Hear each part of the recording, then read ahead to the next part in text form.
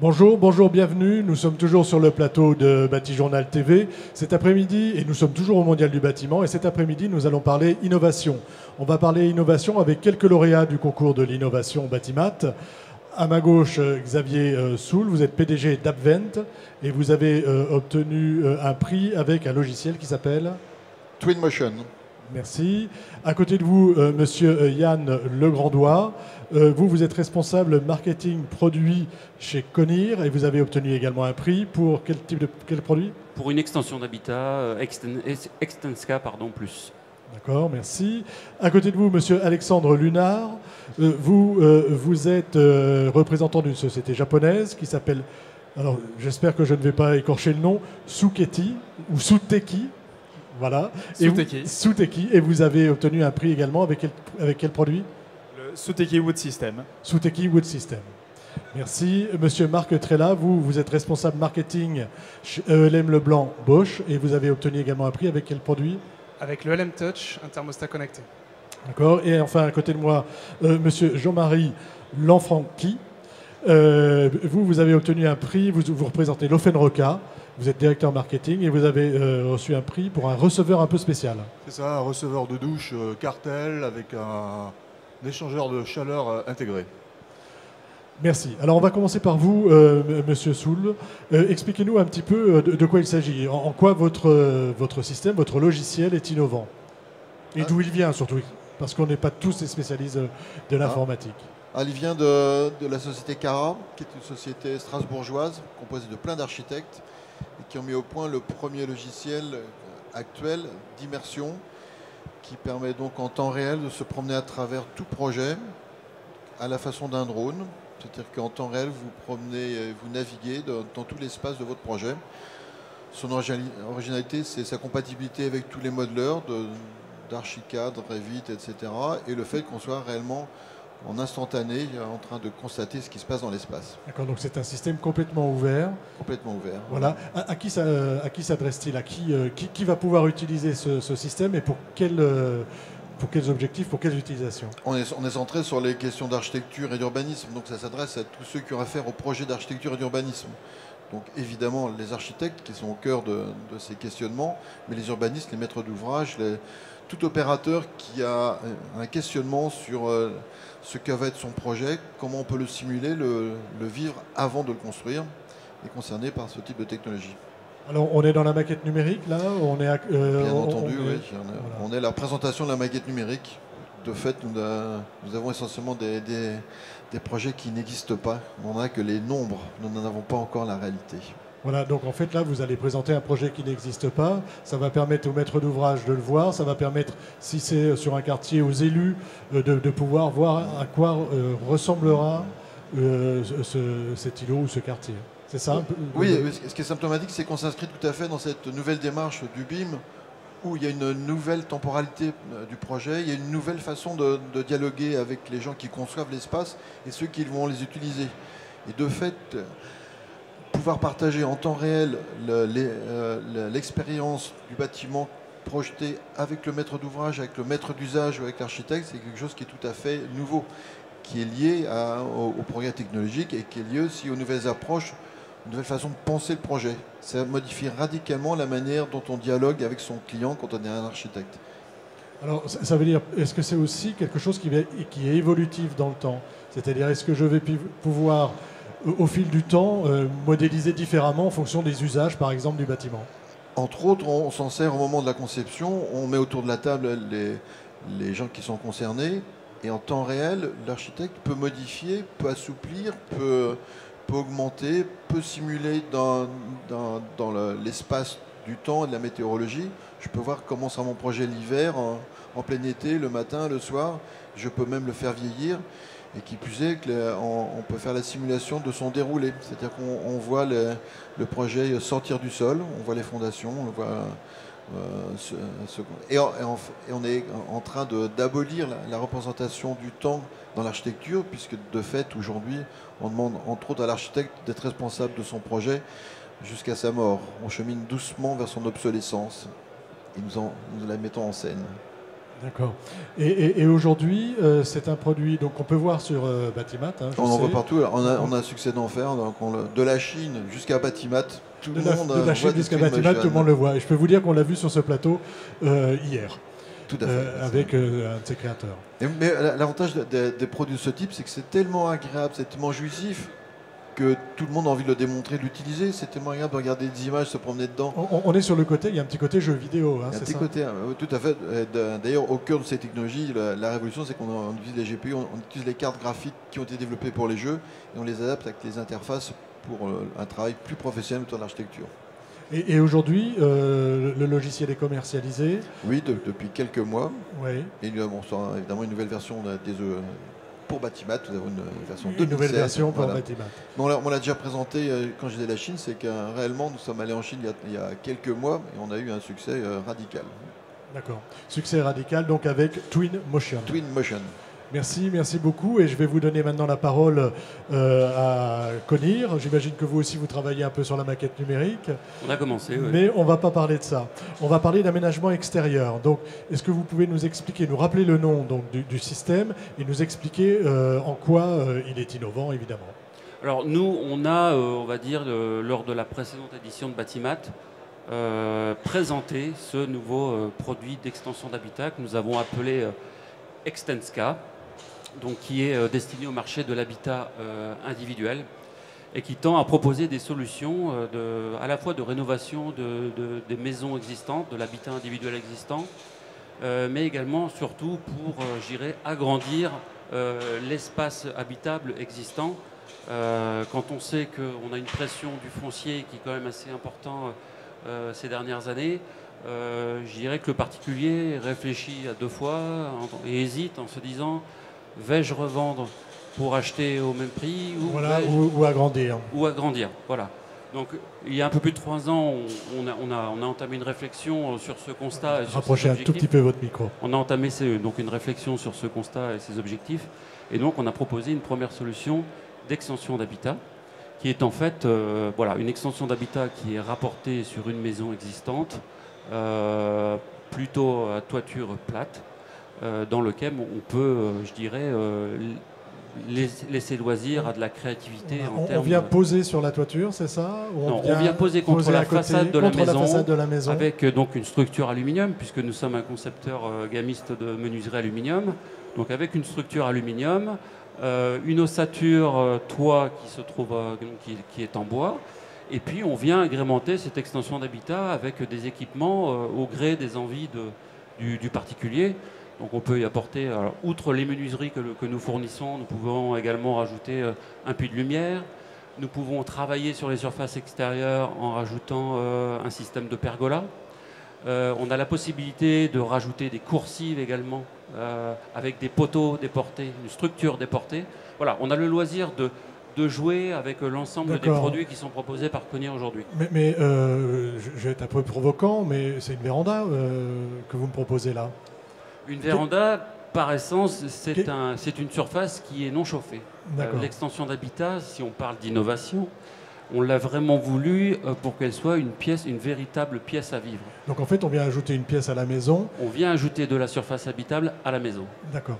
Comment ça se passe? C'est quelque chose qu'on travaille avec son architecte? C'est quelque chose qu'on travaille avec vous? Je suis particulier, je veux agrandir mon espace. Je viens vous voir. Comment se passe la commercialisation, on va dire? Alors, en termes de commercialisation, on s'appuie autour de nos partenaires de notre réseau Vérancial, qui est un réseau de vérandalistes, mais qui également participe avec nous à cette aventure de l'extension d'habitat. En termes de commercialisation, nous sommes fournisseurs d'une structure aluminium et d'équipements aluminium, et nous avons construit autour de cela tout un réseau de partenaires qui vont venir s'appuyer au projet pour la fourniture, par exemple, de l'éclairage, de l'aménagement intérieur, de tous les équipements, de l'isolation, de l'étanchéité de toiture. Donc, auprès de notre service animation d'extension d'habitat, on a la possibilité d'accompagner nos clients dans leur projet dans le de choix. A à Z. En fait, je vais choisir ma toiture, je vais choisir mes menuiseries, je vais choisir l'habillage. éventuellement l'éclairage, le mode de chauffage, et ensuite vous me proposez une solution clé en main. Une solution clé en main que nos clients partenaires vérandalistes vont aller fabriquer et installer pour le client. Voilà, donc j'étais pas très loin de la véranda, mais on n'est plus dans la véranda, on est dans la pièce à vivre. Exactement. Merci beaucoup. Alors, à côté de vous, on va partir au Japon, mais on va revenir tout de suite ici parce que vous avez eu le prix pour un système assez intéressant, enfin même très innovant, on n'avait jamais vu, nous, qui s'appelle Wood System. Donc, de quoi s'agit-il?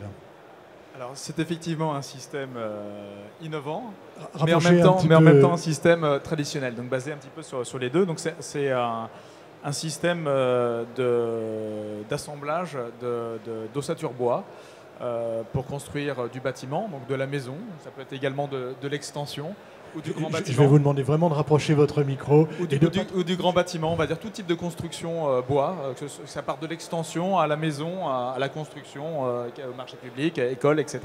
Donc on peut faire vraiment énormément de choses sur un concept d'ossature bois. Basé sur du bois lamellé collé et un système de connecteurs qui va vraiment faciliter... c'est du connecteur totalement invisible. C'est des connecteurs totalement invisibles. Alors, est-ce que vous pouvez nous en faire un petit descriptif, nous expliquer un peu comment ça marche et éventuellement les différentes étapes de la mise en œuvre de ce connecteur? Voilà. Disons que nous avons plusieurs types de connecteurs, bien évidemment. Donc, on a un avis technique aussi qu'on est allé chercher aussi au Japon et puis avec le CSTB. Le CSTB a fait le déplacement jusqu'au Japon. Oui, parce qu'on avait déjà, quand même des laboratoires, des essais et puis beaucoup d'expériences là-bas. Excusez-moi, je vous interromps. Au Japon, ça fait combien de temps que ce genre de système existe? Disons que depuis la maison mère qui est Nice Corporation existe depuis 1950, donc ce système-là est utilisé depuis des décennies et amélioré petit à petit. Voilà, j'imagine qu'il y a amélioré dans sa simplicité essentiellement. Alors on y va sur la simplicité et la mise en place. Voilà, donc au niveau des connecteurs, on a bien évidemment plusieurs types de connecteurs qui permettent de réaliser tout type de construction dans la maison. Donc on part à partir d'une lisse qu'on va connecter en général à une dalle béton, mais ça peut être également à des micropieux.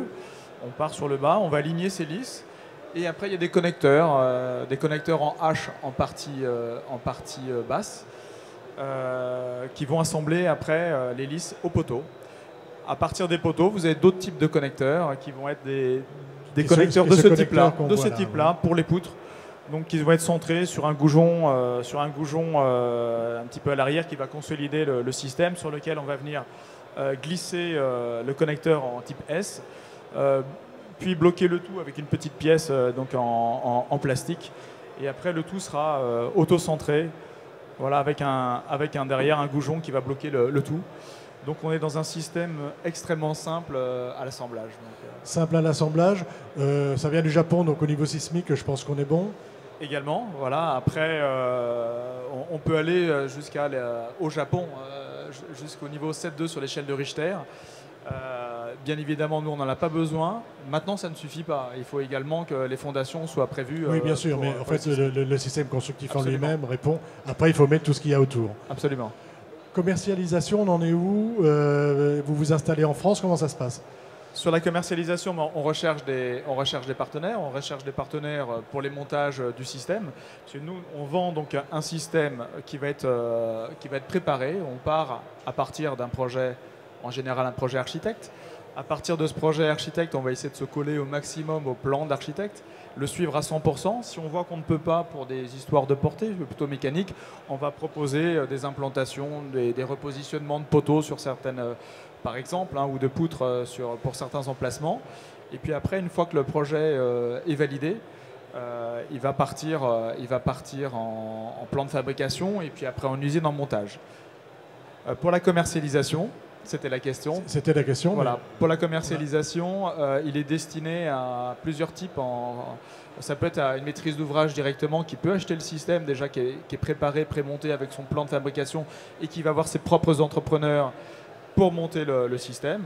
Ou ça peut être à l'entreprise aussi de montage qui peut être une entreprise générale, qui peut être un charpentier pour monter le système. On recherche d'ailleurs des partenaires parce qu'on On travaille partout en France, donc on a besoin de partenaires. Donc appel à partenaires partout en France. Et puis j'imagine qu'ici, vous avez dû discuter avec vos voisins de stand. Exactement. Et cas exceptionnel, pour un petit pourcentage, parfois le particulier final aussi, bricoleur qui veut monter sa propre maison.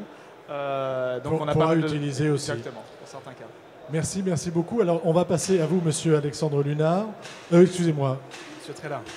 Pardon, c'est monsieur Trellard. Oui, c'est bien ce qui me semblait. J'allais vous faire reparler de votre petit connecteur. Vous êtes responsable marketing ELM Leblanc Bosch. Tout à fait. Et vous allez... Produit. Responsable produit, responsable marketing, on n'est pas loin. Voilà, on n'est pas loin.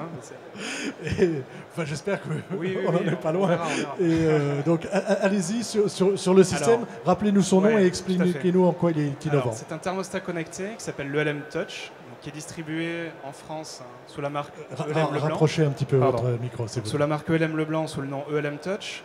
Sous le nom CT100, sous la marque Bosch, qui sont nos 2 marques commerciales en France. Donc nous sommes des vendeurs de solutions de chauffage de 1 kW à 20 MW. Donc on balaye un spectre assez large de puissance, mais également d'énergie. Et pour nos chaudières murales gaz, nous proposons un nouveau thermostat connecté, dont l'objectif est en fait très simple. L'idée, les fonctionnalités, vous les avez là. L'idée, c'est que c'est un thermostat très simple à utiliser, donc qui vient en lieu et place de nos thermostats actuels existants. On a une rétrocompatibilité sur 10 ans en marque ELM Leblanc sur nos thermostats. Donc on vient... S'il vous plaît, le micro, mettez vraiment... okay. À la limite, posez-le sur le menton. On vient en lieu et place d'un thermostat existant, 10 ans de rétrocompatibilité. On peut paramétrer, donc bien sûr, ce thermostat pour avoir un usage à distance paramétrable, programmer, je dirais, la programmation hebdomadaire de chauffage, programmer les usages de chaude sanitaire. Mais on a des fonctions un peu nouvelles qu'on propose, telles que la géolocalisation. L'idée, c'est le client utilise le thermostat associé avec son smartphone, sa tablette. Lorsqu'il quitte son logement, il peut, s'il a activé la fonction de géolocalisation, il peut réaliser chez lui un réduit de chauffage. C'est-à-dire que j'ai plus besoin de fermer mon thermostat, j'ai mon téléphone sur moi, je ferme ma porte, je m'en vais. Voilà. Le réduit se fait, la consigne il y a une information diminue. Mais alors j'ai envie de revenir aussi chez moi, mais j'ai envie, quand je reviens, j'ai envie qu'il fasse bon. Eh ben, ça marche pareil. Oui, mais je vais rentrer avec mon téléphone et je ne serai pas encore... Est-ce que dès que vous vous rapprochez de chez vous, c'est ce qu'on appelle le geofencing. Donc c'est une zone autour de votre habitation. Dès que vous vous rapprochez de votre habitation, le chauffage va repartir. Le chauffage. Tout à fait. Je m'approche. Tout à fait. C'est pas je rentre. Non, c'est vous approcher. Voilà. Je voulais vous chercher un peu là-dessus. Mais... Donc on a la géolocalisation, le mode auto-apprentissage. Là, l'idée, c'est être encore plus simple dans le paramétrage de son installation. Donc on vient désactiver le programme habituel et on vient enregistrer les habitudes de l'utilisateur pendant au moins une semaine. Donc on vient récupérer, quand vous dites on vient, c'est la machine. Hein, c'est le thermostat. Toutes les données sont localement stockées dans le thermostat. Okay. Et le thermostat enregistre les usages par... on va échanger le micro. Je vais vous demander de... Ouais, batterie morte. Voilà. Donc on vient étudier les usages par température, par heure de fonctionnement, également les phases d'absence et de présence au domicile. Et au bout d'une semaine, on est capable d'enregistrer et de dupliquer le programme enregistré pour l'utiliser comme un programme classique. Donc ça, c'est la fonction auto-apprentissage. Voilà. Et ça fonctionne pour le chauffage, mais aussi pour l'eau chaude. Tout à fait. Alors pour l'eau chaude, comment ça fonctionne? Parce que c'est au moment où je prends ma douche, oui, c'est avec, toute la famille va prendre sa douche. Avec les cycles de puisage, oui, tout à fait. D'accord. On est capable d'identifier ça. On a jusqu'à 5 smartphones et tablettes qui sont connectables au système. Donc 5 personnes peuvent l'utiliser conjointement. On peut, point très important et différenciant pour ce système-là, on a la possibilité d'utiliser la température extérieure mesurée par les stations météorologiques proches du domicile pour récupérer la température à l'extérieur. Et pour éventuellement anticiper une chute de température ou une hausse. Et faire un réduit en particulier sur les chaudières condensation, un réduit de la température d'eau pour pouvoir faciliter la condensation de l'appareil à condensation. Donc ça, c'est l'élément différenciant par rapport au thermostat communicant qu'on connaît aujourd'hui sur le marché. Nous pouvons le faire parce que nous avons également accès au bus de données de l'appareil. Donc il est, je dirais, uniquement dédié à nos appareils, mais on a la possibilité d'aller sur le bus de données et de faire moduler nos chaudières condensation, ce qui représente un gain significatif en termes d'énergie. Par exemple, vous avez fait un petit calcul. Oui, c'est de 20 à 30% par rapport à une chaudière conventionnelle. Donc l'idée, c'est que si vous avez un thermostat connecté qui ne permet pas de faire moduler votre chaudière en température, vous êtes obligé de la programmer sur des températures très élevées. Elle ne va pas condenser et en gros, elle se comporte comme une chaudière conventionnelle. Voilà, et donc du coup, je vais consommer davantage. Exactement. Et je ne vais pas utiliser les capacités de ma chaudière à condensation. Exactement. Et l'idée, voilà, c'est vraiment d'avoir ce thermostat sans son d'extérieur physique. Ça, c'est un point important aussi. On récupère la température de l'extérieur via Internet. Pas de son extérieur installé, donc pas non plus d'étape d'installation pour l'installateur. Pas de gêne visuelle pour l'occupant sur le mur de sa maison également. Et ce thermostat bénéficie de la classe ERP, donc de notre nouvelle législation européenne sur l'étiquetage des produits, classe 6. Donc il bénéficie de la compensation climatique et de la compensation de température intérieure. Et donc il apporte un bonus de 4% sur l'étiquetage écologique de la chaudière. De la chaudière, ok. Merci beaucoup. Si, il y a quand même une question que j'ai pas posée. Commercialisation, on en est où? Commercialisation décembre, donc très prochainement, le mois prochain. Donc aujourd'hui, si j'achète, et c'est sur tous vos produits ou c'est essentiellement sur quelques produits de la gamme? C'est sur tous les produits, la quasi-totalité des murales ELM Leblanc, et sur un peu moins de produits en marque Bosch, mais également des produits en marque Bosch. Merci beaucoup. Alors, à nous, monsieur Lanfranchi, vous êtes Lofen Roca, oui, et vous avez fait un receveur de douche qui, a priori, receveur de douche, on se dit c'est quelque chose de classique. Là, ça ne semble pas très classique. Oui, alors effectivement, c'est un receveur de douche qui est en solide surface, donc matériau de synthèse. Donc de l'extérieur, vous ne voyez rien, mais à l'intérieur, sur la hauteur du receveur de douche, nous avons intégré un échangeur de chaleur. Ce qui permet, en fait, lorsque vous prenez votre douche, mettons à une température de 38 degrés, nous allons récupérer cette eau chaude dans l'échangeur de chaleur. Par ailleurs, vous avez votre arrivée d'eau froide, où l'eau arrive en moyenne à 10 degrés. Et l'échangeur de chaleur va permettre de préchauffer l'alimentation d'eau froide en faisant passer la température de 10 degrés à 25 degrés. Ce qui fait que votre mitigeur aura besoin de consommer beaucoup moins d'énergie pour réobtenir la température de 38 ou 40 degrés dont vous avez besoin pour prendre votre douche. Voilà, le système est... C'est un système qui, dit comme ça paraît très simple en fait. Ça, pourquoi on n'y a pas pensé avant? Pourquoi on ne l'a pas fait avant? Ça, je ne saurais pas vous dire. Alors, en gros, l'eau qui est évacuée, qui est à la température de 30-38 degrés, 30-35 degrés... plutôt 35 que 30, parce qu'une douche à 30 degrés, ça se fait pas, je ne sais pas. Hein. Moi j'ai des adolescents, mais c'est très chaud, je sais. Alors, elle circule où cette eau? L'échangeur, il est constitué de quoi? C'est des tubes en cuivre en fait. Tubes en donc cuivre. on a deux modèles avec 3 tubes ou 5 tubes. Et donc l'eau circule à l'intérieur de ces tubes. De ces tubes. Et donc vient réchauffer l'alimentation d'eau froide. Quand vous dites vient réchauffer l'alimentation d'eau froide, ça veut dire que le tube va passer à côté de... Comment se fait l'échange de calories en fait? C'est-à-dire que l'alimentation d'eau froide arrive par un bout de l'échangeur. L'eau chaude est stockée dans l'échangeur et l'eau vient se mélanger dans l'échangeur et elle ressort de l'autre côté à 25 degrés. D'accord. En moyenne. 25 degrés en moyenne. Donc du coup, on économise combien? Vous avez fait des petits calculs en pourcentage? Oui. Alors, on a fait des calculs classiques du type une famille de 4 personnes qui prend sa douche tous les jours, etc. Et on arrive à des économies d'énergie de l'ordre de 1000 kW par an. 1000 kWh par an. Alors, vous avez parlé tout à l'heure de solide surface. Le fait qu'il soit en solide surface, c'est plus facile pour récupérer ou ça n'a rien à voir? Non, disons que la solide surface, c'est un matériau qui est facile à travailler pour venir intégrer le receveur de chaleur par rapport à un receveur en céramique où ça serait peut-être un peu plus compliqué dans les moules. Et puis aussi, c'est un produit qui est plutôt, pour l'instant, destiné à des marchés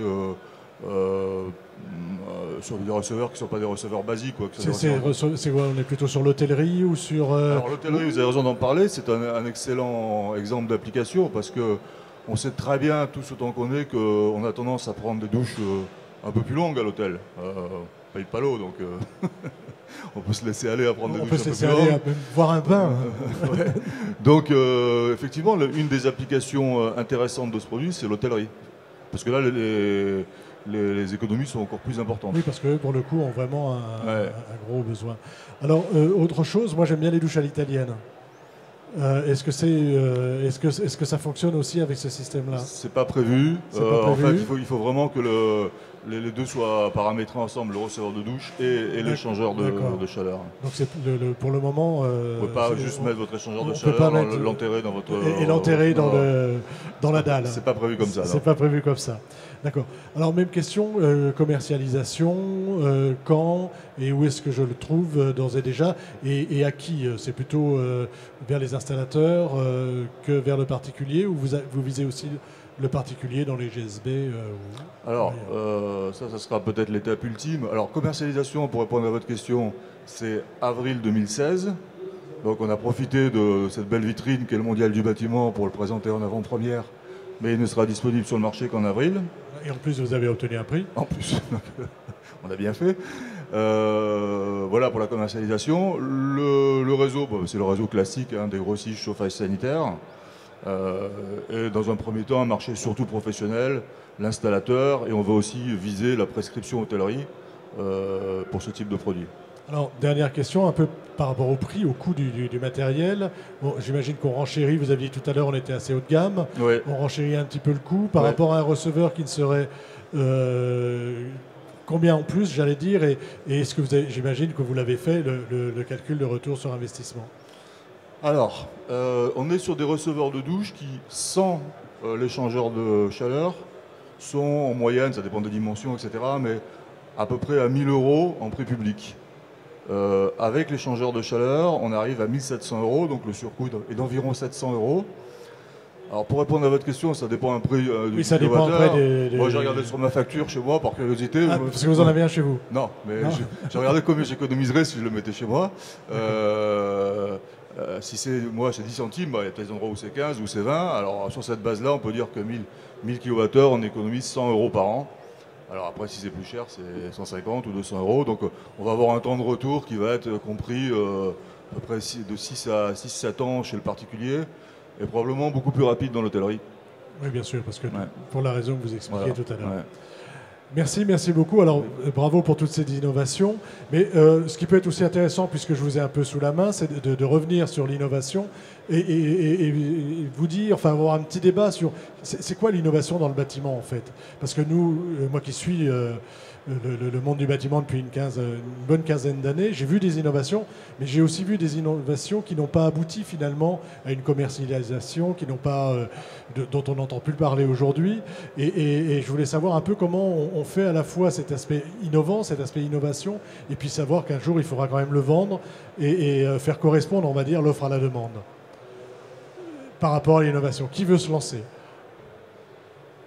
Alors nous sommes au cœur de choses tellement nouvelles que, évidemment, nous sommes projetés totalement dans ce qui est l'invention. Une caractéristique d'un groupe comme Avent, c'est qu'on consacre 38% de notre chiffre d'affaires à la recherche et développement. Je ne sais pas si vous imaginez ce que ça représente comparé aux autres industries. Je ne sais pas, est-ce que autour de la table, là... 38%, c'est gigantesque. N'oubliez pas le micro. Oui, c'est énorme. Par exemple, chez vous avez... Chez Groupe Bosch, au total, on doit être... c'est un groupe qui fait 50 milliards, plus de 50 milliards de chiffre d'affaires, mais on est autour de 8%. Et ce qui est déjà énorme par rapport à l'industrie au global. Oui, alors effectivement, c'est un chiffre qui est très important. Nous, on est plutôt de l'ordre de 5%. Après, on a des crédits, nous, de recherche européens qui peuvent faire grimper un peu le pourcentage. Mais voilà, on n'arrive pas à des niveaux aussi importants. Prenez, on va vous donner... Oui, je dirais également aux alentours des 5% à cet instant. Ce qui est déjà pas mal, je pense, d'après ce que je sais de l'innovation dans les entreprises. Et vous-même? Oui, on est dans ces eaux-là. Vous êtes dans ces eaux-là. Je vous laisse continuer. Bon, de fait, nous avons une marge brute très élevée puisque je vends des numéros. Je vends pas tellement j'ai pas tellement de production, j'ai pas besoin d'acheter de matériel pour vendre ce que je vends. Par contre, là où nous sommes complètement immergés dans ce mouvement, c'est qu'actuellement les progrès technologiques sont tels que d'année en année, on ne peut que réinventer ou inventer des choses nouvelles. Et ce qui me marque, c'est que par exemple, il y a un temps où on passait beaucoup de temps à essayer de protéger, de breveter, de déposer des... Mais là, l'accélération est telle que ma protection, c'est que justement, j'innove et que ce que je faisais hier, le temps que mon concurrent le copie, je suis déjà Je radicalement suis ailleurs. déjà ailleurs. Voilà. Vous êtes déjà plus là. Donc aujourd'hui, Vous savez, on a des millions d'utilisateurs et malheureusement, j'ai beaucoup moins de clients. Donc c'est clair, mes technologies sont déplombées, elles sont copiées, piratées. Et ce que je sais, c'est que l'innovation que portent les logiciels aujourd'hui, toutes les technologies, font que ceux qui aujourd'hui prennent des versions pirates, quand ils deviennent professionnels, vont prendre des versions professionnelles.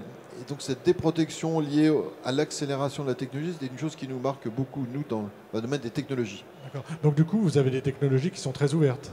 Absolument, on est compatible avec tout le monde. Alors, je ne dis pas que nos codes sont ouverts. De toute façon, on arrive à des niveaux de sophistication. On a un logiciel Archicad, on mesure le développement, c'est-à-dire le nombre de lignes qui ont été développées en plusieurs siècles hommes de développement. Donc bienvenue aux jeunes qui veulent essayer de faire la concurrence directe de ce type de logiciel. Il vaut mieux qu'ils fassent quelque chose de différent. Quelque chose de différent et d'innovant. Et d'innovant. Voilà. Et une innovation comme la vôtre, là, est-ce que vous faites j'imagine qu'il y a toute une étude qui est faite pour savoir si vraiment elle va plaire ou pas. Ou alors, dès que vous la voyez, vous vous dites, ça y est, ça marche. Je suis sûr que je vais arriver. Il y a peu d'intuition. Je sais qu'on ne croit pas beaucoup aux wishlist parce que quand on demande aux utilisateurs actuels de me dire ce qu'ils voudraient, c'est des améliorations de ce qui existe. Et par principe, si on leur fait ce qu'ils veulent, j'accrois rien. Et de fait, la machine elle-même va faire que je vais plus vite, que j'aurai moins de bugs, bien que nous n'en ayons pas. Le principe, c'est qu'il faut que l'on propose des choses nouvelles par le fait que nous sommes au cœur des nouvelles technologies. Et donc le petit monde dans lequel on gravite... En fait, vous n'avez pas le choix. Enfin, vous non plus, j'imagine, mais vous n'avez pas le choix. C'est un petit monde que je regarde. On est combien autour de la planète à se partager ce petit segment de marché où nous sommes? On est moins de 1000. On prend la totalité de tous les cerveaux qui sont en train de faire ces logiciels contemporains sur toute la planète, on est moins de 1000. Donc vous imaginez bien que c'est très très verticalisé, très ésotérique. Et évidemment, je ne parle pas en milliards. Vous, quand vous faites une innovation comme la vôtre au sein de chez Conir, comment vous réfléchissez à on va dire, la connexion entre l'innovation et la demande? Alors déjà, nous chez Conir, je dirais quelque part, on n'a pas d'autre choix que d'avoir l'innovation dans notre ADN, puisque si on regarde bien, on est sur les métiers de la fenêtre, du coulissant, sur les métiers de la porte et autres produits qui vont équiper l'habitat individuel ou collectif. Donc je dirais, vu la population et je dirais voilà, la densité qu'il peut y avoir sur ce marché, on est bien obligé d'explorer d'autres pistes sur tout ce qu'il y a autour de la baie, voire même un petit peu plus loin. Donc je dirais que la réflexion, elle est très, très, très rapide. Et Extenska, donc ce concept d'extension d'habitat, en est un exemple flagrant. Vous vous donnez combien de temps pour réussir? Alors, sur ce produit d'extension d'habitat, on l'a présenté donc, il y a 2 ans sur le dernier Batimat. Donc, je dirais qu'on a 1 an à 1 an et demi de retour de commercialisation sur ce produit. Et à l'occasion de ce Batimat, on a souhaité rajouter 2 nouvelles innovations en proposant un système d'intégration de terrasses sur l'extension d'habitat et de proposer également une option de production d'électricité de manière à rendre partiellement, je dirais, la consommation d'énergie de l'habitat. Mais vous n'avez pas tout à fait répondu à ma question. Combien de temps vous vous donnez en fait pour réussir la commercialisation d'un tel produit? C'est-à-dire à partir de quel moment pour vous l'innovation est rentable? Je dirais que sur ce type de produit, on a un temps de commercialisation qui est relativement plus élevé que sur un système de menuiserie, puisque, comme je vous le disais tout à l'heure, on a dû s'entourer d'un réseau de partenaires, puisque en fait une extension d'habitat, c'est la conjonction de plusieurs matériaux, composants et fournitures. Donc le temps que tout ça se mette en place, on est sur des schémas qui vont jusqu'à 5 ans, de manière qu'on puisse se dire, on a un retour sur investissement qui est intéressant sur ce type d'application, tout en continuant à travailler sur l'innovation sur ce type de produit. Et l'innovation sur ce type de produit. Continuer à le faire évoluer. Exactement. Même question, on dit moi, ce que j'ai toujours entendu dans le métier, c'est de dire, voilà, une innovation sur Batimat, c'est 10 ans. Avant de voir le produit vraiment se banaliser. Est-ce que vous êtes sur ce schéma-là? On espère être sur un schéma tout de même plus court. De l'ordre déjà entre 2 et 5 ans. On a déjà commencé un peu la commercialisation. Maintenant, on en est au début, donc on espère que dans les 2 prochaines années, déjà, on sera très bien lancé. Et donc une innovation comme ça, ça se travaille comment? Alors là, on est dans une évolution produit qui est déjà connue, mais ce produit, il est commercialisé au Japon depuis combien de temps, tel qu'il est là? Depuis tel qu'il est là, oui, depuis près d'une dizaine d'années. Maintenant, il y a des adaptations, surtout en fait, des adaptations à notre marché européen, par rapport à la vie technique, par rapport à l'Eurocode. Donc là, il s'agit aussi d'une adaptation et d'une évolution d'un système existant. Merci. Alors je vais vous demander de repasser le micro en face. Un peu même question, les objets connectés, on en parle beaucoup. On a parlé auparavant beaucoup de domotique, de choses comme ça, puis finalement, on a eu l'impression que ça marchait pas c'était pas toujours très fonctionnel et que ça marchait. C'était souvent des produits d'ingénieurs pour des ingénieurs. Là dans ce cas-là, je vous cherche un petit peu, hein, mais est-ce que vous pensez vraiment qu'une innovation comme celle-ci, je vais pouvoir me l'accaparer? Je pense par exemple à des personnes âgées, à des.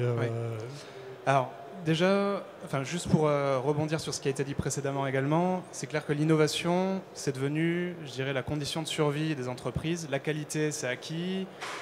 L'accès à un marché, c'est clair. Maintenant, c'est l'innovation qui fait que l'entreprise continue à vivre. C'est comme ça qu'on se différencie, voilà. Et c'est comme ça qu'on continue à avancer. Pour moi, c'est même plus un critère de différenciation. C'est si vous avez des sites comme nous de fabrication en Europe et que votre marché est en Europe, si vous voulez continuer à vivre, il vous faut innover. Je pense que ça, on s'accordera à peu près tous là-dessus.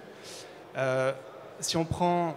Après, tout dépend de ce qu'on appelle innovation, parce que si on prend l'exemple de la chaudière condensation qui est associée à l'équipement connecté, on a, il est clair, de nouvelles technos qui arrivent. Je pense aux pompes à chaleur absorption, aux piles à combustible, qui sont des innovations très long terme en fait. Qui parce que la pile à combustible, on en parlait déjà il y a 6 ou 7 ans ou 8 ans sur Batimat. Et on en parlera encore dans 2 ans.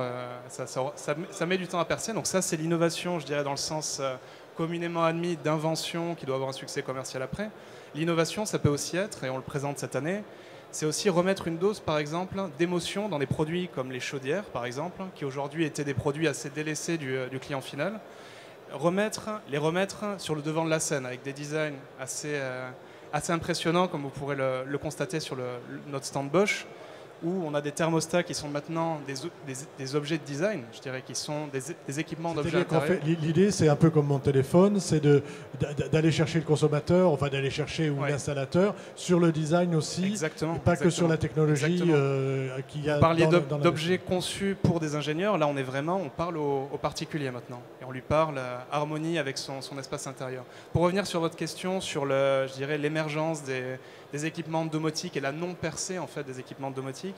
Ce qui a changé radicalement depuis quelques années, c'est le coût de la connectivité, le coût du cloud, des serveurs, de nos back-ends, des compagnies, et des objets connectés eux-mêmes. Donc on arrive dans une nouvelle ère, je dirais c'est un changement de paradigme aussi.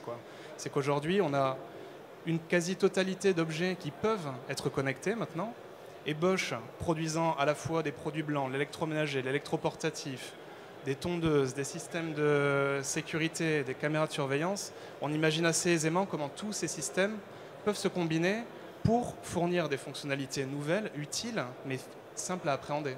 C'est clair qu'on ne veut pas finir en tour de contrôle de sa maison, on veut un usage simplifié. Un usage simplifié et confortable.